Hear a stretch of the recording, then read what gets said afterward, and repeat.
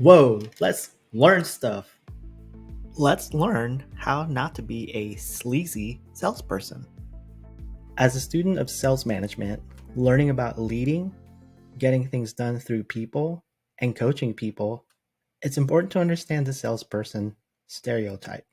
So let's do this. What's the first image that comes to mind when you think of a salesperson? Is it sleazy? Why is that? Let's talk about it. Describe the characteristics of a stereotypical sleazy salesperson.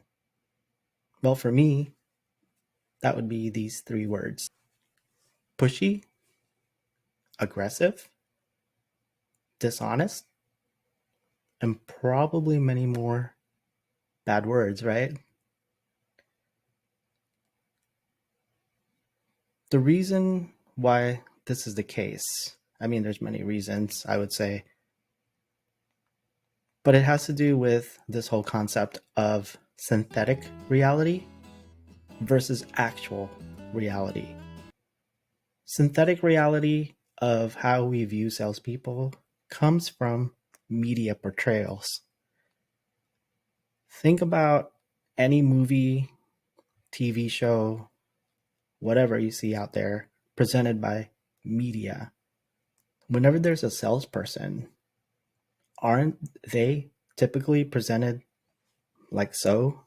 Pushy, aggressive, dishonest, just generally a sleazy kind of person? Yeah.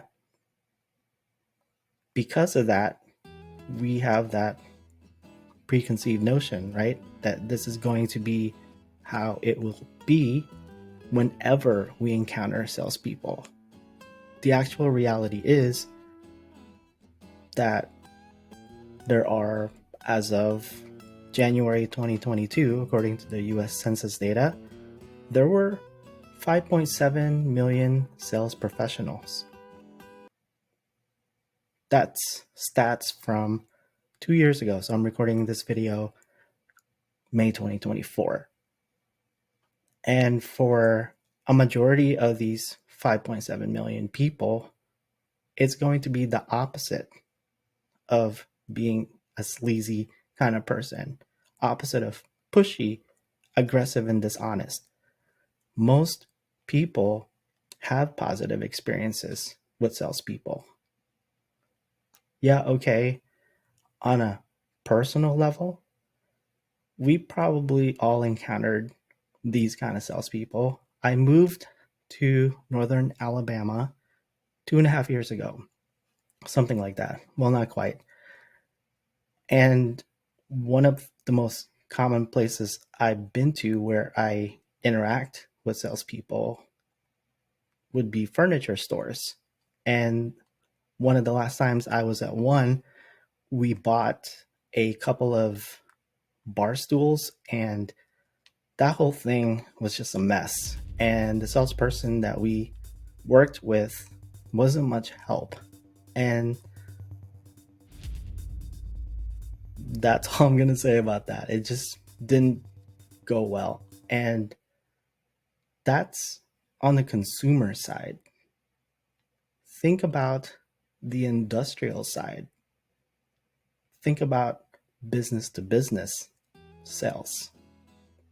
Because these big organizations, small organizations, they have to buy stuff too. They need products and services just like people. So imagine the volume of sales, the importance of being a salesperson in that capacity, representing an organization to sell to these businesses. One example that comes to mind is back when I worked for a marketing agency, one of our clients was in the energy industry. And so they provided service and equipment for power plants. So imagine the millions of dollars that what they offered, their services and equipment to these power plants. And also imagine the commission on those sales, right? A salesperson that would be sleazy is not going to do well in this environment. This organization that buys from this energy provider, this service and equipment provider, they're not going to make it if their salespeople exhibited these negative type behaviors. That's just how it is.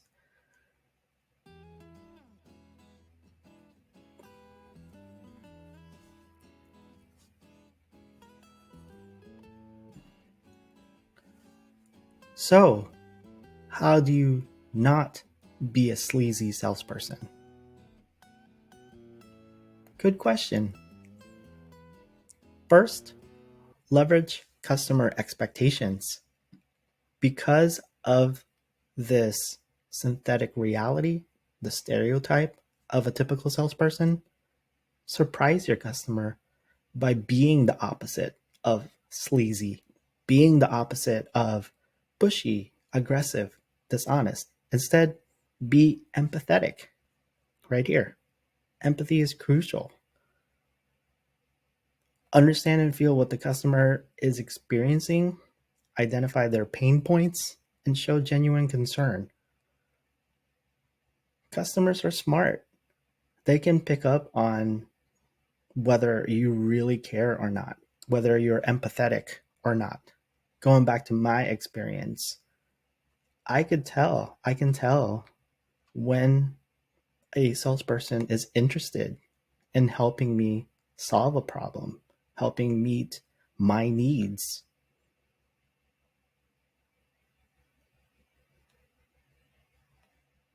Next thing you could do is set clear expectations at the beginning of the conversation. So, what I mean by that is be transparent. Tell them what's going on. Tell them that this is your process. And so, part of that process would be eventually you will be asking questions, but then tell them what you're going to do with those questions. Here's an example of why that's important. A year ago, I bought a new vehicle, and while waiting for the financing part to to be completed, the finance guy came up to us, gave me a tablet, and said, "Hey, here are a few questions."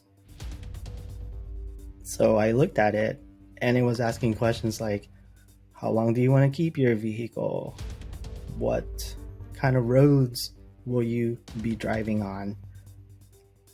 So just different questions like that. And I've never done that before. I've bought vehicles many times in my life, but I've never had that happen before. And I just thought, okay, those are weird questions. Well, it turns out later on, when it was time to do the paperwork to hand over the vehicle to me, they were going to use that information to try to upsell more things for me to buy. Warranties. Well, okay, great. But I don't like being played like that. Or yeah, I didn't like that. And so if they would have been transparent from the beginning that they're asking questions so that they could customize additional offerings for me, then yeah, I would have been down for that. I would have like at least considered and been happy that they were trying to find a solution for me, because that's important, right? That goes along with this empathy. Because up to that point, I liked my salesperson. I mean, the finance person was somebody else, but they're all working together. So yeah, set clear expectations at the beginning. Let your customer know what's going on. Be transparent. And then here's the next part.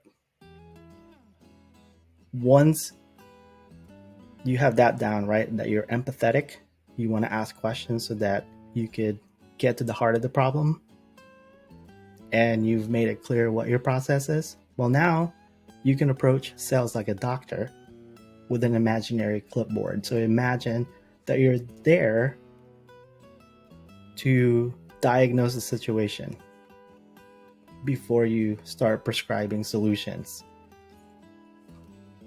think about your experience with your doctor.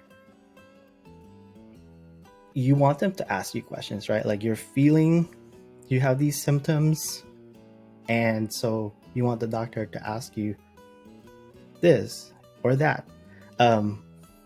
My eye doctor from back home in Missouri, it's funny because during an eye exam, he'd be like, "Is this better or is this worse?" And many times I'm like, there's a difference. So, but the point is, he's asking questions, right? So that he can ensure that he's providing the correct solution for me. Because if it's not the correct solution, well, I'm not going to be able to see. So it's the same thing as a salesperson. Think of yourself as a doctor. Now, I'm a doctor myself. No, not a medical doctor, right? But when students email me and they say things like, "I'm confused," well, I approach it like a doctor. Also, I ask questions. I'm like, "Well, okay, you're confused. Let's talk about it. What what kind of questions do you have?" So I start asking questions so that I can figure out exactly what it is that the student is confused about. Because many times it's not even really the concept itself, it's just they wanted somebody to listen. And after that, get clarity about what direction to take.